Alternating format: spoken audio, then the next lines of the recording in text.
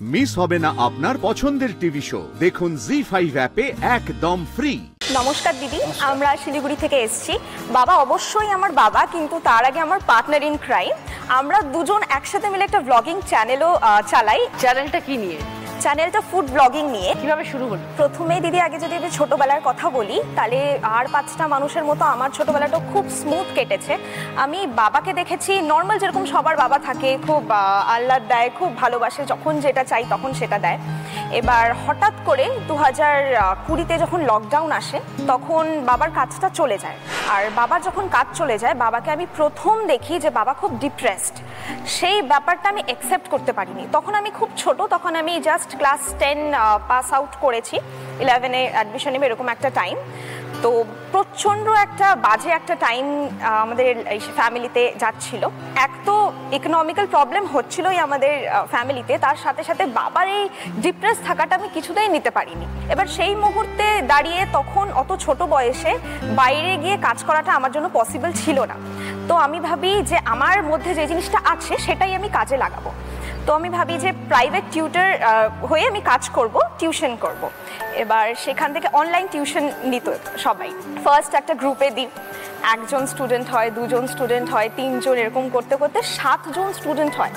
7জন student যখন হয়, আর 7,000 অ্যামাউন্টটা যে আমি দেখছি জীবনে প্রথম, তখন ওটা আমার কাছে অনেক অনেক, মানে আমি আজকে মানে দাঁড়িয়ে যখন বলছি, তখন আমি শিভার করছি লিটারেলি, যে ওই টাইমটা কতটা এসেছিল। যে তখন ওই অ্যামাউন্টটা শুধু অ্যামাউন্ট নয়, তখন আমার বাবাকে আমি বাবার মুখের হাসি এবং হ্যাঁ বাবা আমিও কিছু করতে পারবো, সেই জিনিসটা দেখিয়েছিলাম। তারপরে ধীরে ধীরে টাইম যায়, সব কিছু ঠিক হয়, কিন্তু সেই জিনিসটাকে আমি ছাড়িনি, যেটা আমাকে বাঁচিয়েছিল সেই 2020-তে। এখনও আমি প্রাইভেট টিউটর হয়ে কাজ করছি। এখন আমার মোটামুটি 35জন স্টুডেন্ট ডেইলি আমি টিউশন পড়াচ্ছি। তার সাথে সাথে এবার ব্লগিং কী করে হয়, কী করে আসি। এবার আমি খেতে খুব ভালোবাসি, মানে দিদি তুমি বিশ্বাস করবে না, এত খেতে ভালোবাসি, মানে 2 দিন খেয়ে 3 দিনের দিন আমার পেট খারাপ হবে এরকম একটা ব্যাপারে আমি খাই, এত খেতে ভালোবাসি। তো সেখান থেকে বাবাকে বলি যে চলো না নতুন নতুন ক্যাফে এক্সপ্লোর করবো। এবার যেহেতু আমি টিউশন পড়াই, তো এবার আমার টিউশন শেষ হয় দিনের শেষে রাত্রি 9টা বাজে। তখন রাত্রি 9টার সময় আমি কার সাথে যাব? তো বাবা বলে তুই আমার সাথেই যাবি, চল আমি নিয়ে যাব। 1টা 2টো 3টে ক্যাফেতে আমরা গেলাম, প্রথম এক্সপ্লোর করলাম কি কি খাওয়া। সব শিলিগুড়িতে? সব শিলিগুড়িতে।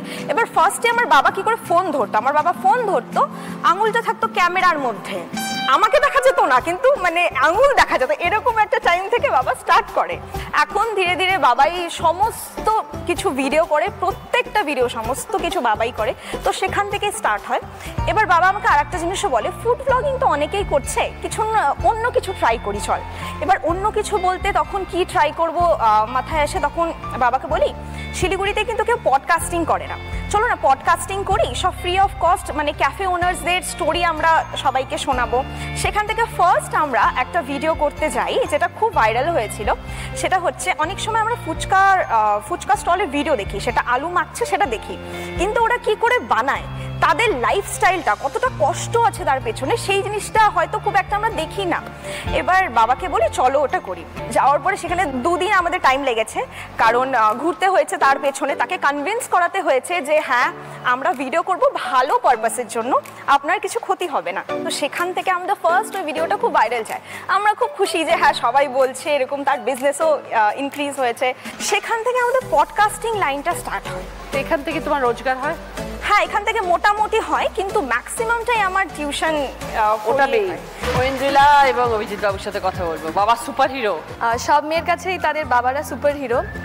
আর এক্ষেত্রে আমার বাবাকে আমি এটা কেন বললাম, তার কারণ হচ্ছে বাবা এমন কিছু কাজ করেছেন যেটা শুনলে লোকে বিশ্বাস করতে পারে না যে ও এরকম করেছেন। তার কিছু কিছু এক্সাম্পলস আমি দিচ্ছি। আমরা আসলে 2 বোন, আমি এবং আমার একজন বোন আছে এবং ভাইও আছে। তো ন্যাচারালি আমার বাবা খুব প্রোটেক্টিভ। তো এরকম একটা ইনসিডেন্ট হচ্ছে, আমি ট্রেনে যাচ্ছিলাম, তখন ক্লাস 10-এ পড়ি।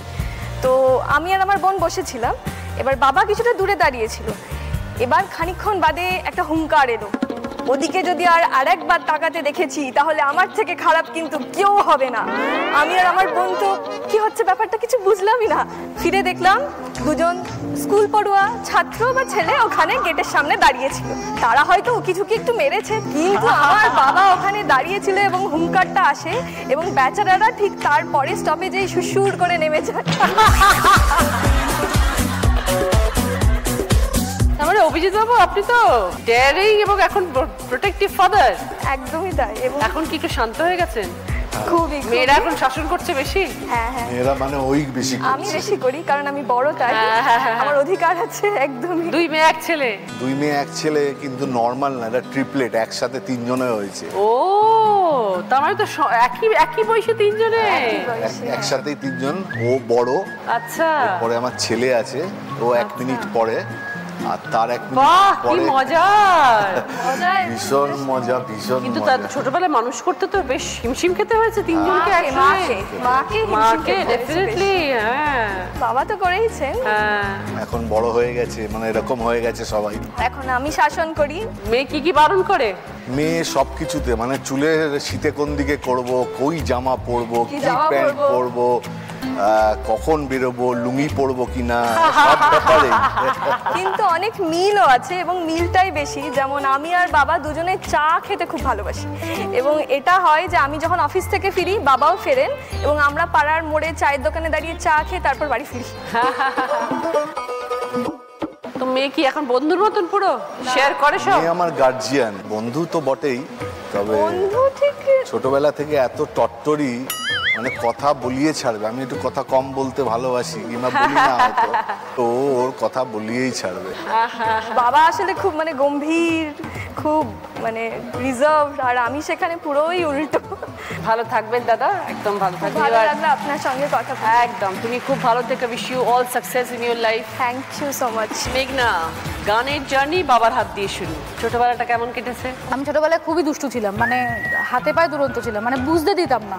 মা হয়তো আমাকে বললো যে দুধটা দিচ্ছি, দুধটা খা। টুক করে মা রান্না করে গেছে, আমি হয়তো ড্রেনে দুধটা ফেলে দিলাম, মানে এরকম।